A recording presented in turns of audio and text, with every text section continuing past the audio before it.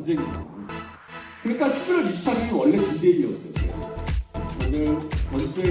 전시라고 하는 것도 12월 3일로 됐는데 비상사태를 준하여 이전에는 계속 합참이 승인해줬는데 이때는 승인을 안 했어요. 검찰은 자기 역할 안 해라고 얘기하지만 실제로 선관위의 그 서버를 뽑아서 포렌식 하는 것은 검찰. 자, 두 번째 제가 말씀드릴 것은 설마가 현실화 된 이유입니다. 왜 그랬습니까? 네, 여러 정황에서 실제로 한덕수보다 대선 나가. 제가 제 질문에 답을 잘하시려다가 저자 사인을 넣었습니다. 쿠팡에서 지금 쿠팡에서 2만 듣고 하는 거 하나. 근데 저기가 적자 투성이야. 500억 정도도 가능하다는 얘기예요. 이건 이제 조선일 뭐 중앙일 시간이 많이 지나서 하여튼 얘네도 그리고 제가 이거 꼭 말씀드리려는데 여러분이 꼭 이거 참고하세요. 이거 어렵지 않아요. 그냥 신청하시면 됩니다. 저거 다 갚으려면요 이거 없다. 야구 갈때 이런 얘기를 해야 됩니다. 그래서 오늘 집회도 하고 영성도 하려고 무조건 전쟁이잖아요. 그러니까 11월 28일이 원래 D-Day였어요, 개헌이. 그런데 공격을 하려고 했더니 합참이 딱 막았어요. 너 하지 마. 하지 마. 그래서 결국은 전시를 포기하고 일상적인 비상계엄이라고 하는 것으로 12월 3일로 했는데 비상사태를 준하여 사퇴했는데 제가 그때도 말씀드렸어요. 왜 그러면 이전에는 계속 합참이 승인해줬는데 이때는 승인을 안 해줬을까? 왜 그랬을까요? 12구타타는 수방사가 반대하잖아요. 막강한 권력을 갖고 있고 탱크도 갖고 있어요. 거기가 목숨 걸고 장태환 장군이 목숨 걸고 하거든요. 실제로 죽잖아요. 네. 그런데 이번에는 이걸 막기가 매우 어려웠습니다. 핵심 군대가 모두가 다 계엄군이나 계엄에 동의했어요. 여기 보세요. 특전사 139, 13공수, 7070수가 제일 센 공수거든요. 헬기 타고 온 애들. 수방사, 방첩사, 정보사, 제2기업령관. 수도권에서 가장 가까운 130대의 최첨단 무기를 갖고 있는 장갑차를 갖고 있는 드론사, 합동참모, 경찰청, 검찰도 있었어요. 검찰은 자기 역할 안 해라고 얘기하지만 실제로 선관위의 그 서버를 뽑아서 포렌식 하는 것은 검찰이 하는 것으로 했고 검찰이 참여합니다. 거기에 시무정이 동의를 해주는 거예요. 시무정도 그래서 끝내는 저는 소환될 거라고 봅니다. 모든 권력은 다 함께 했고요. 반대하는 세력이 없었어요. 그래서 이번에 개혁을 막을 수 있는 유일한 힘은 시민뿐이 없었어요. 이게 굉장히 놀라운 것. 그런데 최첨단 훈련 병력을 갖고 있으면서도 참여하지 않은 군대가 있어요. 어딘지 아세요? 해병대입니다. 왜 해병대를 참여하느냐? 이거는 해병대를 참여하지 않은 것은 박정훈 대령 때문에. 이게 굉장히 놀라운 얘기입니다. 박정훈 대령 때문에 임성근 사단장이 잘리잖아요. 그리고 기기한 전 해병대 사령관이 잘립니다. 해병대는 우리나라에 포스타는 7명이 있거든요. 그런데 해병대는 3스타뿐이 없어요. 윤석열이 이걸 잘 알아서 이번에 이 계엄에 동참해주면 포스타를 준다고 했어요. 그 포스타 준다는 사람이 임성근하고 김기한이 싸우고 있었어요. 네, 싸우고 있었어요. 그런데 이거를 박종근 대령이 양심을 지키면서 체병을 내가 지키겠다라고 하면서 폭로하잖아요. 이 두 사람이 다 날아가 버린 거예요. 해병대를 이끌 수 없어. 윤석열이 김영건이 이끌 수 없어. 그러니까 해병대가 빠진 거예요. 이 점이 굉장히 중요해요. 저 한 사람이 일기에 대령이 한 3만 명 정도가 되거든요. 군대에서 이 대령 한 사람이 해병대에 이 계엄군 참여를 막았던 거예요. 이거 굉장히 중대한 일이다. 이런 얘기. 여러분들도 이런 역할을 하셔야 되는 거다. 이런 얘기를 꼭 드리겠습니다. 결정적으로 막았던 건 여러분들 잘 아시는 것처럼 시민이었다. 이런 얘기 드리죠. 헬리콥터가 떨어지는 원래 10시에 개업하고 11시에 헬리콥터 떨어져서 전체적으로 우리가 알고 있는 건 4,700명 정도가 군병력과 경찰병력이 국회 본청을 똘똘 마는 거였어요. 4,700명이 쭈루루 일렬로 서도 국회에 못 들어갑니다. 해제 안 됐으면 여기에 있는 사람들 여기에 있을 수 없습니다. 저를 포함하여. 그런 얘기 드렸잖아요. 그런데 왜 늦었냐면 쟤네들이 뭐 헬기의 승인도 늦었고 여러 가지 늦었지만 결과적으로 11시 48분에 그 특전사 707 부대든 모두 경찰병력이 다 여기 와 있거든요. 그런데 실제로 이 사람들이 유리창을 깨고 병력을 국회 본청 안에 들어갔던 것은 12시 40분이 넘습니다. 1시간을 끌어줬어요. 네, 1시간을 끌어줬어요. 이거 누가 막았냐? 이건 전적으로 시민들이 막았다. 시민들이 막았던 그 힘 때문에 사실은 계엄 해제가 될 수 있었던 겁니다. 계엄 해제 결의안이 한 1시 한 5분 정도의 해제 결의안이 출력됩니다. 그런데 2분 후에 국회의 지하층의 전원이 꺼집니다. 얘네들이 깨고 들어가서 실제로 도면을 다 받고 전원을 내렸어요. 그리고 차차 아마 계엄 해제가 안 됐다는 사실을 알면 계엄 전체 전원을 내릴 거예요. 왜 전체 전원을 내는 게 중요하냐면 국회에서 요즘 거습 투표 안 해요. 전자 투표 하거든요.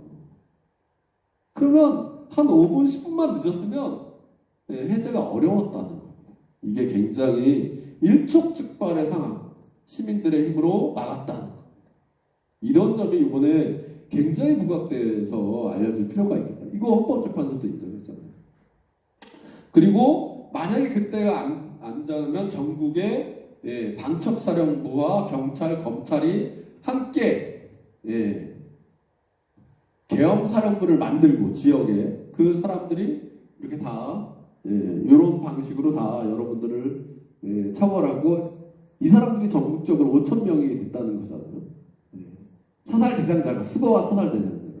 그래서 1번, 2번, 3번, 4번으로 나누는데 여기에 해당되는 분은 저 3번에 해당되는 겁니다. 충청권 이남은 저 3번에 해당되는 건데 저 교도소에 수감을 시켜서 독살하는 겁니다. 음식에 독극물을 넣어서.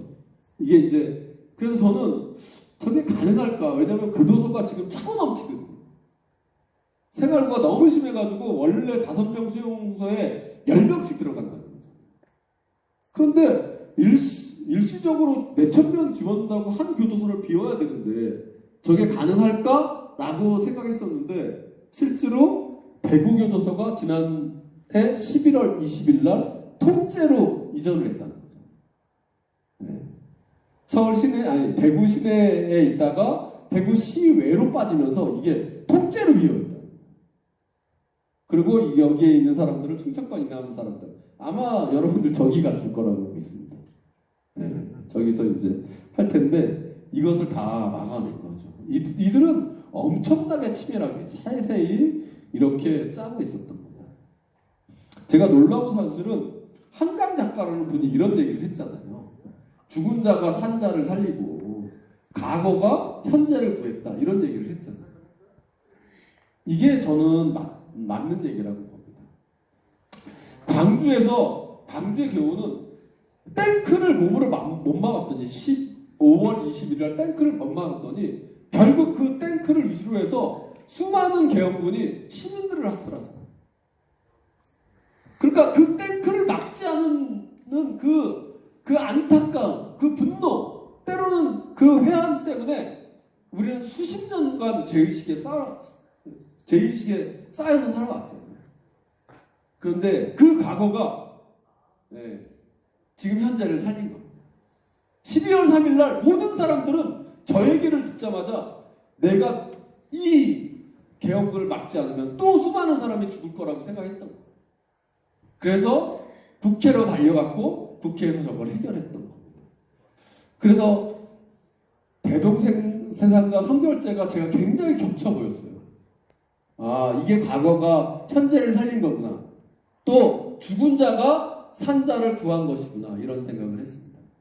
이게 굉장히 다른 문제가요. 우리나라 80년 광주에 어땠냐면 그 자체가 대동세상이었습니다. 예.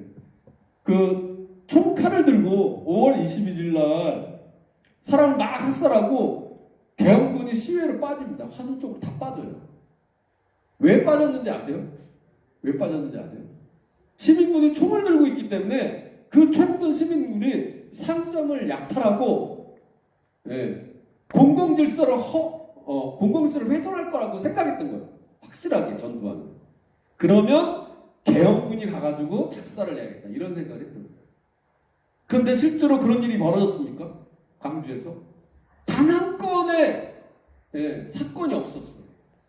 작은 구멍가게 하나 털리지 않았어요.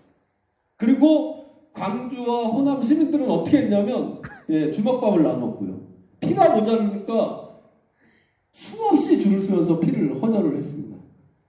의사와 간호사는 퇴근 없이 장장 7일간 24시간 매일 근무를 했고요. 저런 장면하고 제가 이번에 봤던 장면하고 응연번 선결제 이런 게 매우 겹쳐 보였습니다. 대전에 가면 성심당이라는 빵집이 있어요. 그거 아십니까? 이진숙 빵집. 이진숙이 150만 원짜리 세트. 거기에 가장 맛있는 게 튀김 소보루라는 빵이 있어요. 그런데 저도 대전에 출장 많이 갔을 때 거기 가면 튀김 소보루를 살 수가 없어요. 보통 1시간씩 기다려야 됩니다. 그 튀김 소보루의 빵. 근데 제가 1월 6일 날 티세스 시위였던 한남동 시에 있었는데 어떤 시민이 그거를 굉장히 많이 보내줬어요. 낱개로 한 100개를 보내줬어요. 그런데 사람들이 그거 그냥 하나도 조그만 거니까 그냥 먹어버리면 되는데 이걸 다 안 먹어요. 사람들이 혼자서. 쪼개고 사람 한 쪽씩 다 그걸 먹게 하더라고요. 야, 이게 우리가 바라던 대전 생산이 아니었나 이런 생각을 제가 그때 잠시 했었습니다. 그래서 우리는 근본적으로 다른 겁니다. 미국 놈들하고 근본적으로 미국도 똑같은 이런 사태가 있었는데 LA 폭동 사건 84년에 완전히 다르잖아요. 완전히 다른 형상으로 드러났다는 겁니다. 이게 아마 우리의 민족성, 우리의 DNA 아닌가 이런 생각을 했습니다. 자, 두 번째 제가 말씀드릴 것은 설마가 현실화된 이유입니다. 왜 설마가 굉장히 많았잖아요. 설마 계엄을 할까 했죠. 3월 8일날 설마 윤석열이 저기 구속 취소가 되겠어? 나왔습니다. 설마 헌법재판관을 한덕수가 선임하겠어? 했습니다. 그리고 설마 대법원이 선거 개입을 하겠어? 이재명에게 유죄 판결을 내렸어. 왜 그러면 이 설마가 끊임없이 현실화됐냐? 한국 사회가 원래 그렇게 극우화되어 있었던 겁니다. 결론입니다. 윤석열의 구속 취소 진짜 기가 막힌 건데 이 구속 취소가 어떻게 됐냐? 여러분들 아시는 것처럼 우리나라는 기소가 되면요. 기소되기 전까지 열흘 동안 이제 송치가 되죠. 경찰서에서 조져왔다가 송치가 되면 열흘 동안 경찰서에서 조사를 받습니다. 그게 형사소송법으로 정해져 있어요. 열흘 동안. 그리고 이제 기소가 됩니다. 그러면 그 이후에는 이제 구치소로 넘어가는 거예요. 열흘 기간입니다. 구속 피해자를 잡을 수 있는 게 열흘 기간 하고 있고 기소가 됩니다. 거기에 빠지는 게 영장 실질심사하는 시간, 체포 적부심하는 기간을 빼줍니다. 그거를 상식적으로 알아두시면서 이게 얼마나 황당한 일인지 봐주세요. 자, 얘가 1월 15일 날 구속영장이 청구됩니다. 체포영장이 발부돼요. 그러면 10일로 따지면 1월 25일이 돼야 되잖아요. 그런데 얘가 부체포 적부심하고 구속 적부심으로 했기 때문에 하루가 늘어났어요. 그래서 1월 26일 밤 12시까지 기소했으면 됐어요. 그리고 실제로 저녁 6시 정도에 기소를 합니다. 아무 문제가 없어요. 그런데 지기현이라고 하는 사람이 이게 문제가 있어. 날이 아니라 시간으로 따졌더니 6시 52분이 이 시간으로 그러니까 240시간이죠. 240시간보다 넘어 도가 있어. 그러니까 구속시효 사유가 되네. 이렇게 판결한 겁니다. 이게 진짜 말도 안 되는데 지기현이라고 하는 애가 형사소송법을 잘 알아요. 걔가 형사소송법 해설서를 만듭니다. 그런데 그 해설서에 보면 구속 기간의 계산은 시간이 아니라 일로 한다라고 자기가 얘기해요. 자기가 얘기해놓고 시간으로 따져서 그렇게 합니다. 그런데 저렇게 하는 경우, 저렇게 하면 저거에서 적용받는 재소자가 한 2만 명이 넘었어요. 그래서 저게 적용되면 2만 명의 구속 취소 신청을 다 해줘야 돼. 말도 안 되잖아요. 저기에 가장 대표적인 사람이 누구였냐면 명태균이었어요. 그래서 명태균이 나도 구속 취소해달라고 얘기했어요, 실제로. 네. 그러면 이거 받아줘야 돼요. 받아줘야 돼요. 중요한 점은 지규현이 어쨌든 이게 문제 있어라고 해도 검찰에서 이거 구속 취소 사고 즉시 상고해. 항고할 거야 하면 또 7일을 잡아놓을 수 있습니다. 그리고 대법원에서 또 7일을 잡아놓을 수 있기 때문에 그 당시에 3월 8일자이기 때문에 원래 그 당시에 그때는 내가 여기로 왔었나? 네. 여기 와가지고 다음날 아마 판결이 될 거다 이렇게 얘기하고 막 갔어요. 3월 15일이면 다 될 거니까. 그랬었죠. 예. 저도 그때 그렇게 설마가 현실화 될까 그렇게 했는데 3월 15일 날 다 판결이 될 거라고 얘기하고 있었어요. 그러니까 3월 8일 날은 일주일만 심우정이 그 검찰에서 항고, 즉시 선고하지 않고 검찰이 항고만 했으면 버틸 수 있었어요. 그런데 심우정이 즉시 선고하지 않고 바로 풀어줬습니다. 이게 말도 안 되는 거예요. 걷다가 더 황당한 건 그러고 나서 이게 굉장히 문제가 될 거니까 검찰에서 이 조항을 삭제해버렸어요. 이 조항을 삭제해가지고 이런 것은 기존의 시간대가 아니라 날 단위로 해야 된다라고 다시 판례를 만들어봤습니다. 그러니까 이 조항에 유일하게 혜택받은 사람이 누구냐면 윤석열이에요. 있을 수 없는. 법 앞에 많이 평등해야 되잖아요. 법 앞에 많이 평등하지 않습니다. 이런 판례를 남겼습니다. 이게 있을 수도 없는 일인데 이렇게 됐죠. 그리고 이제 대법원의 대선 계획도 말이 됩니까 이게? 예? 이게 말이 안 되는 게 대법원이 30명에 파기환송했는데 파기환송을요 어떻게 했냐면 6만 쪽의 기록을 9일 만에 봐서 계획을 합니다. 그리고 파기환송하죠.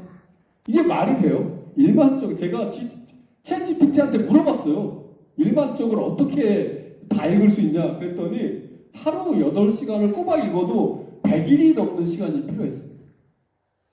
그런데 대법관들이 저거 안 본 거예요. 그리고 판결을 하죠. 이게 사실은 사법부의 2차 내란이다. 저희들은 그렇게 규정했습니다. 이것도 상식적으로 불가능한 겁니다. 그런데 설마가 또 현실화됐죠. 애초에 이분들이 양금덕 이춘식 할아버지예요. 이분들을 강제동원해서 일제시대에 강제동원해서 판결 받을 때까지 무려 13년 대법원에서 13년을 끌었어요. 그동안 200명의 원고가 3분이 남게 됩니다. 다 나이가 들어서. 원래 대법원이 이런 데거든요. 대법원이 이런 데예요. 그런데 9일 만에 판결을 해? 그게 기가 막힌 겁니다.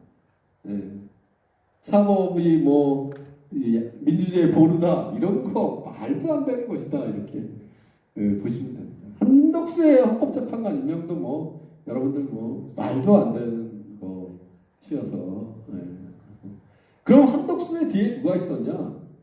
지금은 이제 만천하에 드러나는데요.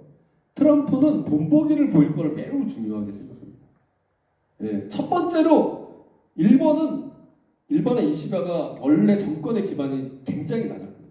그러니까 이시바를 막 때려서 5,500불 그리고 소고기 수입, 쌀 수입 다 만들고 모델링을 딱 하잖아. 그 다음에 유럽 가가지고 유럽 막 수준 잡죠. 그러고 나니까 우리나라는 마치 관세 15%가 너무나 당연한 것처럼 그게 최선방인 것처럼 쌀도 소고기도 다 수입해야 되는 것처럼 얘기하잖아요. 이게 트럼프의 수법이었어요. 그런데 당시에는 그게 훨씬 더 필요했어요. 그러니까 한덕수는 자기가 대통령 되려고 그리고 윤석열도 한덕수가 대통령 되면 자기 석방될 수 있으니까 맞물렸던 거예요. 그래서 한덕수에게 많은 것을 요구했어요. 그리고 한덕수가 그걸 받으려고 했었죠. 실제로 그랬습니다. 예, 여러 정황에서 실제로 한덕수 너 대선 나갈래? 이런 거를 트럼프가 직접 물었다는 거잖아요. 예, 너 대선 나가려면 내 요거 다 받아. 그럼 너 대선 내가 하게 해줄게. 이런 식으로 했던 거죠. 실제로. 예. 이게 이제 적나라하게 한국 대선 전에 협상 타결에 대선에 활용하고 있다. 스콧 베센트라고 하는 재무 장관 직접 얘기했다. 그러니까 뭐 그리고 이 김태효라고 하는 사람 그때도 제가 잘 기억하라고 꼭 말씀드렸어요. 김태효가 4월 20일자로 방미를 합니다. 그리고 주한미군의 전략적 유용성. 그러니까 북을 막는 게 아니라 중국이 대만 침공했을 때 같이 참전해야 된다. 한국군도 같이 끌려 나가야 된다라고 하는 것에 동의해 주고 왔어. 그때. 얘가 무슨 권한이 있는데 벌써 4월 4일이면 윤석열 파면됐는데 무슨 권한이 있어서 저희 가서 저런 말도 안 되는 합의를 하고 오냐. 이게 모두 다 한덕수가 실제로 대통령이 된다면 이런 걸 다 해주겠다라고 했던 것입니다. 그렇게 봐야 된다는 겁니다. 어쨌든 국민의힘으로 윤석열을 파면시키고 대선을 맞았는데 대선 결과는 여러분들이 생각하는 것처럼 압도적으로 승리가 되지 않았어요. 여러분은 여기에 보시면 이재명은 역대 최대로 받았습니다. 1700만 표 엄청나게 받았습니다. 그런데 차이는요, 헌법 수호 세력이 50.4%, 극우 세력들은 49.49%, 1%가 차이 안 나요. 표 차이로 오면 30만 표도 차이가 안 납니다. 권영국 후보가 32만 표를 받거든요. 그러니까 매우 근소한 차로 이긴 거예요. 자칫 여기에 종족신당도 나오고 진보당 나왔으면 어거지로 국민의힘 김문수가 또 된 겁니다. 기가 막힌 현실이죠. 어떻게 총을 들고 국민의 생명과 안전을 지켜야 할 대통령이 국민들에게 촛불을 경험했는데도 이런 결과를 낳냐고. 이게 결국 우리나라의 극우 세력의 현실이다라고 하는 걸 봐야 됩니다. 그래서 극우를 저지하기 위해서 민주개혁연합은 우리나라한테 절대적입니다. 그리고 이것은 아마도 내년 지자체 내년 총선까지 이어질 가능성이 매우 높게 봐야 되고 또 우리는 그것을 추동해야 된다는 거. 추동해야 된다는 거. 이 그림을 보면요. 이번에 21대가 파란색, 빨간색이 반반으로 나눠져 있잖아요. 저 그림은 똑같은 그림을 찾아보세요. 어디냐면 노무현이 당선됐을 때예요. 노무현 그때 정몽준하고 단일화하면서 겨우 얻었던 게 이거거든요. 그러면 문재인이 당선될 때는 어떻게 당선됐냐? 박근혜 탄핵이에요. 저 19대 당선입니다. 저렇게 쪼그려진 상태로 빨간색이 쪼그려진 상태로 당선됩니다. 그런 양상으로 봐도 보수 극우 세력들이 엄청나게 지금 득세하고 있다. 여러분들 그렇게 보셔야 되고 저 사람들은 지금 머리 조아리고 있지만 언제든지 득세할 거다. 그래서 이외에도 제가 꼭 말씀드리지만 이 국민의힘을 내란 종사 정당으로 규정하여 해산시키는 것이 답입니다. 그리고 지역정당으로 만드는 것이 매우 중요한 과제다. 그리고 실제로 사회대기업 과제를 이재명 정부가 적극적으로 추진해야 돼요. 그리고 일본은 다 하고 있습니다. 아까 권혁부 총장이 얘기했던 것처럼 노동 부분은 많이 추진되고 있어요. 여러 가지로. 그런데 농민 부분은 제가 보면 너무나 안타까워요. 너무 외면받고 있는 거죠. 근데 더 중요한 거는요. 농민들의 지지를 받지 못하는 어떤 조건도 성공한 정권이 없습니다. 문재인 정권이 무너진 거는 변동직불제를 폐지하고 결국 쌀값 때문에 무너졌습니다. 자, 그런 걸 잘 알아야 할 텐데요. 야후당 공동선언을 통해서 단일 후보를 만들었습니다. 어쨌든 이제 이게 성과이고 단일 후보 과정에서 사회대개혁위원회를 만드는 건데 그 사회대개혁위원회에서 다루기로 한 게 4+1이에요. 이거 여러분들 잘 하셔야 됩니다. 이거는 이재명이 합의한 것이기 때문에 이것을 추동해내야 돼요.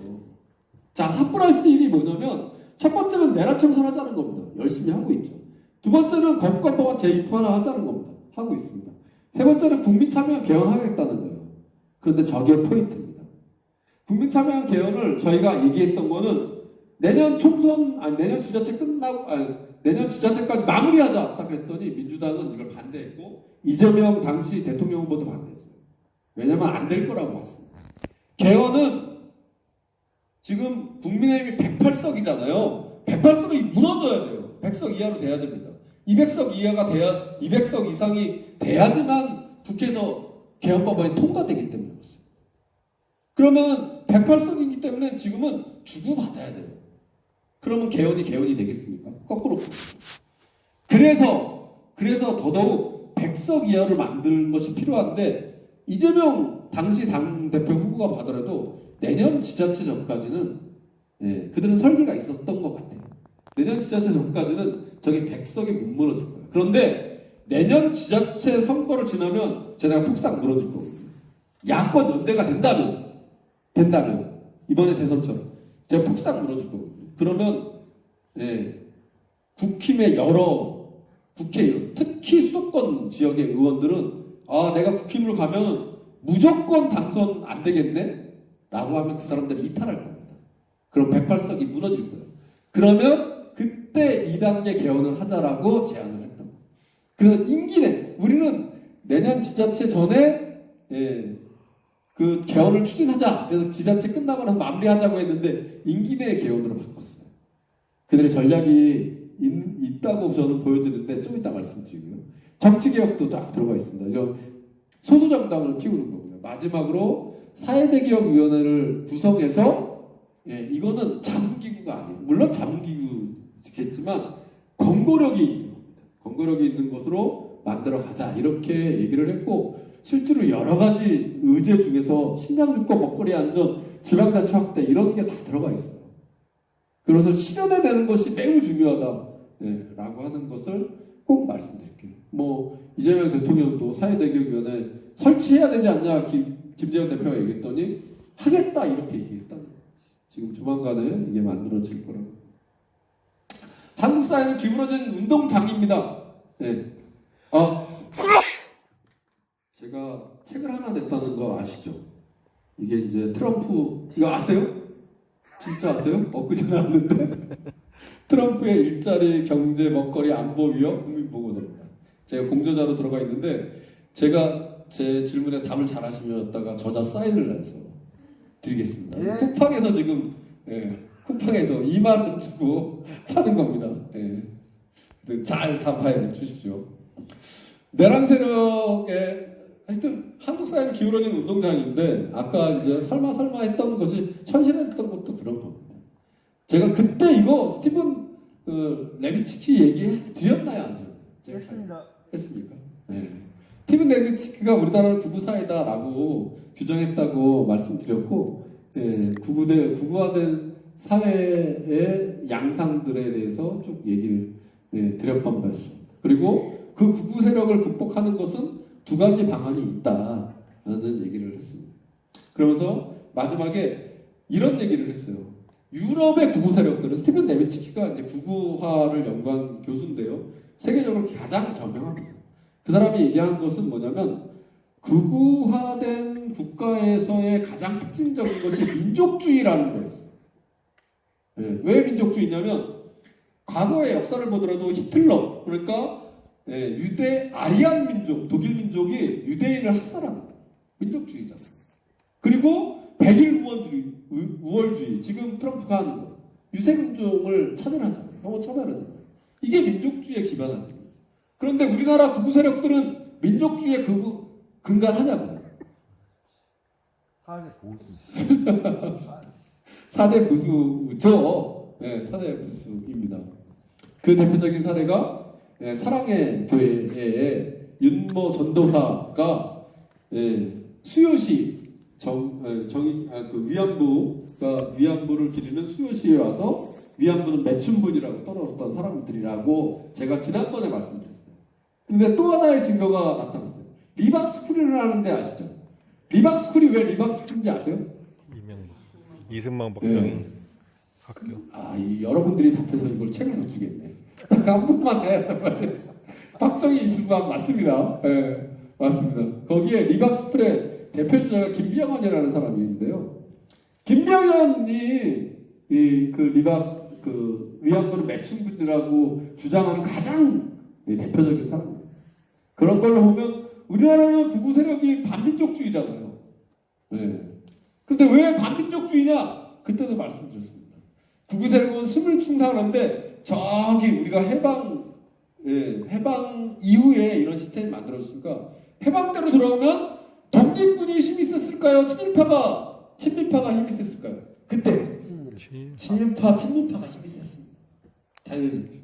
그래서 제가 안진근 의사 얘기했나요? 안진근 의사의 소원이 뭐냐? 마지막 소원이 해방된 나라에 나의 시신을 묻어달라는 거예요. 그런데 안진근 의사의 시신이 지금 어디 있어요? 효창공원에 있어요? 몰라요. 어디? 네? 사람들은 그 효창공원이 안진근 의사의 그 묘라고 생각하는데 거기는 몰라요. 아무것도 없어요. 어딘지 몰라. 감효예요, 감효. 안진근 의사의 시신은 어디인지 모릅니다. 다만 여러 증황상 하얼빈 교도소 앞에 동산에 묻어 있다고 얘기하고 있어요. 그건 검증됐어요. 우리나라 기술력도 있고 돈도 많은데 그 동산 조그만 거 하나 사서 다 파헤치면 DNA 검사하면 찾아서 하겠죠. 할 수 있습니다. 근데 왜 안 하나요? 왜 안 합니까? 네. 우리가 때 되면 기르는 안중근 의사의 그 마지막 소원, 그게 우리나라의 극우 세력들이 우리나라를 지배하고 있다는 본질이 거기 있다는 거예요. 네. 저는 그래서 아직도 한국 사회는 극우 사회라고 하는데 동의합니다. 거기에 뭐 서북청년단이 있었고 그 이론적 논리의 배경이 김태효였다라는 얘기도 드렸습니다. 낙하선의 야스히로라고 하는 80년대 세계의 지배 체계를 새로 구축하거든요. 레이건이. 그때 나온 게 신자유주의입니다. 레이건과 당시 일본이 수상이 낙하선의 야스히로예요. 이 두 사람이 함께 만나서 뭘 하냐면 동아시아의 패권 구도를 만들기 위해서 미일 동맹을 핵심 축으로 하위 축으로 한반도를 끼워 넣자라고 얘기했어요. 그래서 과거사를 묵살하고 가야겠다, 묵살해야 된다라고 하는 그 틀을 만드는데 그 주요한 논문을 쓴 사람이 김태효였습니다. 그러니까 김태효한테 낙하산 야스히로 상을 준 겁니다. 저게 벌써 90년대 초반의 일이에요.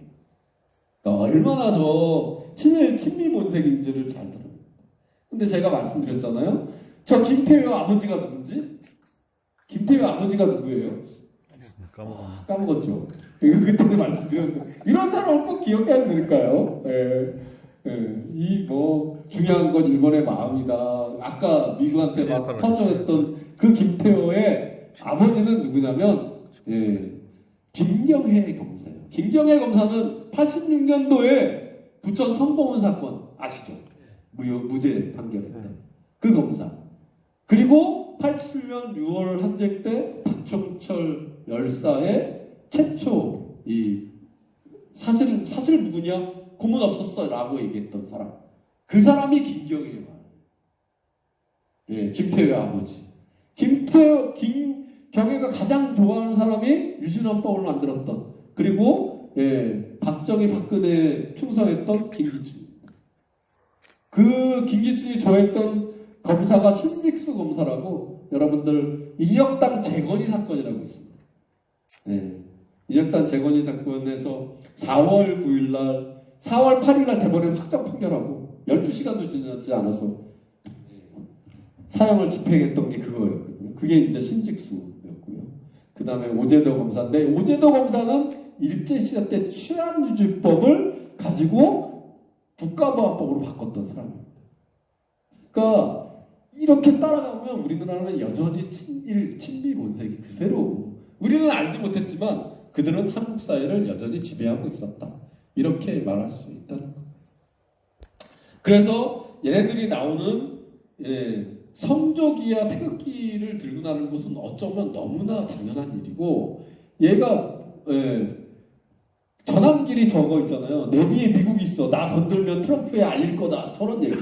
이게 진짜 우리는 말도 안 되는 얘기인데 저 사람들은 저렇게 실제로 믿고 있어요. 최근에 뭐 온 미친놈 하나 있잖아요. 누구죠? 네? 하여간 넘어가고. 네, 그 걔가 그 나왔던 얘기도 그런 겁니다. 그래서 한국 사회는 가스라이팅 된 사회다라고 하는 게 사실이다라는 얘기를 하는 겁니다. 네, 전망과 대응 말씀드리겠습니다. 시간이 많이 지나서 윤석열 구속 시간될 거고 오래 살 겁니다. 지금 같아서는. 그럼 김건희는 어떻게 될까요? 오늘 제가 저기 강연 들으면서 속보를 봤는데 김건희하고 윤석열에게 다시 체포영장이 발부됐어요. 출석을 안 하잖아. 김건희는 체포영장 발부되면 구속영장이 나올 겁니다. 빼박일 거고요. 얘는 지금 구치소에 들어앉아가지고 지금 실명 위기다라고 해가지고 검찰에 안 나가요. 검찰에 소환하겠다고 하는 겁니다. 그리고 실제로는 따뜻한 영치금을 보내주세요 하면서 윤석열의 계좌를 띄워놨어요. 보수세력들이. 제 현금 자산만 75억이 넘다는데 이게 말이 되는 겁니까? 그런 거를 지금 얘네들은 하고 있어요. 김건희가 한두 건 해본 게 아니지만 공흥지구 있잖아요. 공흥지구가 양평에 있는 제 김건희 아빠가 양평에서 공무원을 했대요. 그래서 양평이 근거지입니다. 공흥지구 개발을 하는데 김건희 오빠가 거기에 최은순하고 개입해가지고 거기에서 순이익만 500억을 챙겼대요. 그런데 그러면 500억 챙겼으면 거기에 반은 무조건 세금을 내야 되거든요. 네, 초과 이익 환수 제도라고 하는 게 있습니다. 근데 그걸 안 내요. 네, 그걸 안 내요.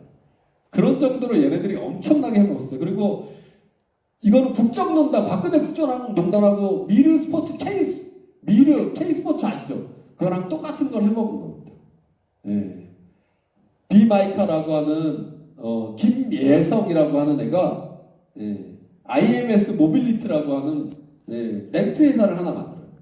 그런데 저기가 적자 투성이야. 500억 정도의 적자야. 그런데 돈을 끌어옵니다.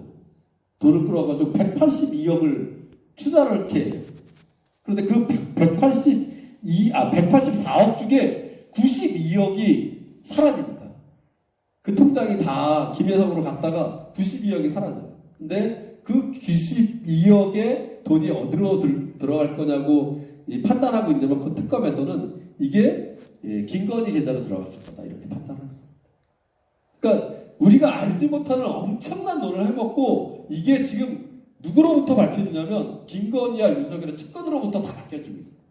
걔네들 다 실토하고 있잖아. 그래서 결국 이게 다 드러날 거라는 거예요. 김혜성은 지금 베트남으로 도망가 있는데 머지않았다 이렇게. 이게 일요일 밤의 일이에요. 김진우 그러니까 김건희 오빠입니다. 김진우의 장모의 집을 털었어요. 특검에서. 털었더니 저기가 쫙 났다는 거. 저게 무슨 반클리프? 저 6,800만 원짜리 귀걸이입니다. 아니 목걸이. 그리고 귀걸이가 2,200만 원짜리라고 그러더라고요. 팔찌가 1,100만 원짜리고. 야 그런 귀걸이가 그런 게 다 나왔대요 거기서. 그리고 현금 다발도 나오고 다 했다는 겁니다. 이제 하나하나 이제 이런 것들이 다 드러날 거다는 겁니다. 문제는 이게 다 누구로부터 하냐면 다 진술을 다 받고 있고 있어요. 10명이 최근에 윤석열이 시킨 거 맞다 얘기했잖아요. 그리고 김성원도 이게 경호차장이죠. 얘도 굴기 시작했습니다. 대통령이 실제로 총을 쓰라고 얘기했다. 이렇게 마음을 바꿨어요. 그리고 김태호도 입장을 바꿨습니다. 김태호는 임성근 사건, 박정원 사건에 대통령이 800-7070 전화번호 아시죠? 그게 대통령 전화다라고 하는 것을 김태호가 밝혔습니다. 자기 살잖아. 그리고 최근에는 윤상현이 또 입장을 바뀌었어요. 윤상현은 공천 개입에 있었잖아요. 그 전까지만 해도 대통령이 윤석열을 공천줘라 단 한 번도 자기한테 얘기한 적이 없다. 이게 작년 얘기였어요. 그런데 어제 얘기를 바꿨죠. 전화해서 알겠다고 얘기했다. 바꿨습니다. 자기 살자고 이렇게 다 떠나는 거예요. 그러면은 다 이게 어디로 가냐면 김건희와 김건희와 윤석열을 갈 수밖에 없다는 겁니다. 압수수색도 이상민 구속영장 청구됐습니다. 31일 날 아마 될 겁니다. 예, 아마 될 거고 권성동 뭐 이준석도 됐죠. 윤한호 얘네들이 지금 국민의힘만 7명이 소환됐어요. 7명이 압수수색 받았습니다. 곧 다 소환되거든요. 7명이면 45명. 몇 명 남았어요? 108석이니까 네? 1명 남았습니다. 그런데 추경호 남아 있어요. 추경호가 가장 중요한 건데요. 얘네들에서 찍소리 못 하고 있습니다. 예, 첫 번째는 45명 정도가 확대될 거고 마지막은 이제 특검 제일 마지막에는 저는 특검에 170일간 진행되거든요. 그러면 올 연말의 끝은 뭘 할까요, 이 사람들이? 특검은 납치되고 나오고 전국적으로는 국민의힘을 내란 종사 정당으로 주의해요. 해산해야지. 이거 가능해요. 왜 하냐면 윤석열이 12월 3일 내란의 밤에 추경호한테 전화합니다. 그리고 추경호는 회의 의원들의 직권 잔소리를 계속 바꿔요. 그래요, 맞아. 그래서 결국은 그 계엄을 해제할 수 있는 계엄 해제 결의안에 국회의원 참석을 방해합니다. 이 자체가 내란 종사 전당이 되는 거예요. 그러면 이거는 위헌적인 상황이에요. 위헌 정당으로 결과적으로 정당 해산까지. 해산시켜야지. 그럼 특검은 무조건 여기까지 갈 거예요. 이거 가려고 지금 추경호까지 압박을 하는 겁니다. 그래서 이준석을 압박하는 거예요. 그래서 안철수도 부르는 거예요. 안철수 소환했죠. 안철수 소환한 게 안철수는 참여했거든. 너 참여했는데 너는 어떻게 들어왔어? 다른 사람 왜 못 들어왔어? 이거 물으러 갈 거예요. 안철수만 유일하게 참고인이에요. 다른 기자인데. 예, 이런 겁니다. 결과적으로 이렇게 될 거고 내란 헌법재판소가 정치재판소니까 실제로 해산될지는 모르지만 해산까지 밀어붙일 거다는 겁니다. 그리고 그거는 실제로 그런 결과를 통해서 영남의 지역구 당으로 우리가 만들어가야 되는 박찬대가 지금 해산 청구도 가능하다 이런 얘기를 하잖아요. 이건 이제 조선일보와 중앙일보가 얘기하는 건데요. 벌써 이영자당이라고 얘기를 해요. 국민의힘을. 이미 영남의 자민당이 됐다 이런 얘기를 지금 하고 있습니다. 시간이 많이 지나서 하여튼 얘네들 그리고 제가 이거 꼭 말씀드리려는데 여러분들 꼭 이거 청구하세요. 10만 원? 지금 손해배상 의자로 청구했잖아요. 그 10만 원씩 받았습니다. 해야 안 돼. 여러분들 지역 사람 민생애고 소비투표 받으셨다면서요. 20만 원씩 받으셨다면서요. 저는 15만 원 받았는데 이거 하고 다음번 받고 나서 이것도 신청해서 이거 10만 원 받을 수 있어요.